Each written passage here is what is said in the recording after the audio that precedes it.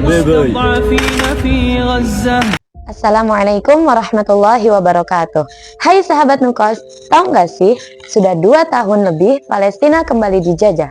Terhitung dari tanggal 7 Oktober 2023 hingga 27 Juli 2025, Zionis Israel laknatullah telah menewaskan lebih dari 60.000 warga Palestina. Berbagai berita menyebutkan sejumlah warga Gaza ditangkap Zionis saat melakukan operasi militer di sejumlah desa dan kota. Kini, genosida Israel tidak terbatas hanya di Gaza. Militer Zionis Israel telah memperluas wilayah penyerangannya hingga Lebanon dan pinggiran Damaskus, Suriah, untuk menyasar kawasan militer yang melakukan perlawanan terhadap Zionis Israel. Serangan Zionis tersebut melenceng hingga ke Iran dan menewaskan 16 warga Iran. Hal tersebut memicu serangan Iran terhadap Zionis, sebagaimana berita-berita yang ramai beberapa hari lalu. Di balik serangan Iran, terlihat sejumlah pemimpin negara barat, Inggris, Jerman, dan Kanada ramai mengancam tindakan Iran dan berdiri membela Zionis Israel. Sahabat Nukos, perlu kita garis bawahi, serangan Iran tersebut bukanlah dalam rangka membela warga Palestina yang telah lama digenosida oleh Zionis Israel, melainkan ajang belas serangan sebab Israel telah melukai warganya terlebih dahulu. Sahabat Nukos, mungkin sudah bosan mendengar berita tentang Gaza, tapi seharusnya tidak seperti itu. Kenapa? Karena Gaza Palestina adalah saudara seiman kita. Sebagaimana Rasulullah SAW pernah bersabda, perumpamaan kaum mukmin dalam kasih sayang bagaikan satu tubuh. Jika anggota tubuh merintih kesakitan, maka sekujur badan akan merasakannya.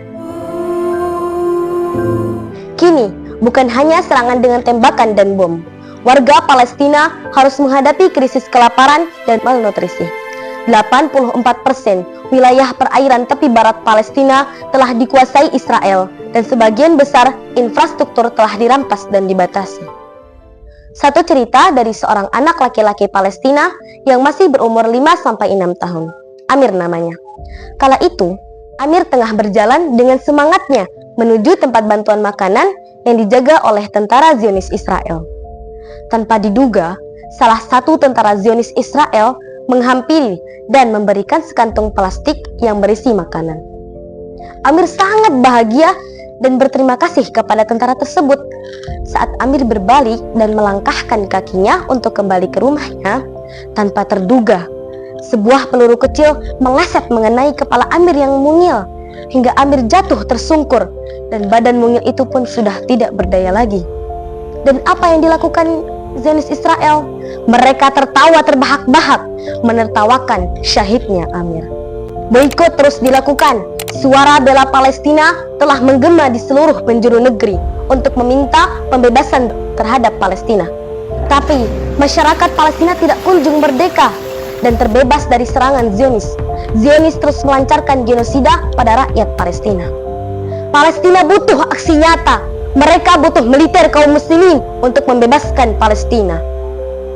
Apakah tidak malu ketika kita ditanya oleh Rasulullah SAW, Aina ummati, aina ummati, aina ummati, ainal muslimin? Di mana kaum muslimin yang katanya satu tubuh? Mengapa kalian diam saja ketika saudara kalian sedang tidak baik-baik saja? Jika kalian ingin syafaat dariku, maka mengapa kalian tidak menjadi garda terdepan untuk Palestina? Lantas apa jawaban kita di hadapan Rasulullah? Maka dari itu, wahai kaum muslimin, bangkitlah. Kita adalah anak cucu Salahuddin Al-Ayyubi. Dalam darah kita mengalir spirit jihad pengusir penjajah. Kaum muslimin dahulu berhasil mengusir pasukan salib dan kembali mensucikan tanah Palestina. Sekarang sudah saatnya kita kembali melaksanakan perjuangan untuk mengusir penjajah, menolong saudara seiman. Sudah saatnya kaum muslimin bersatu, bebaskan Palestina.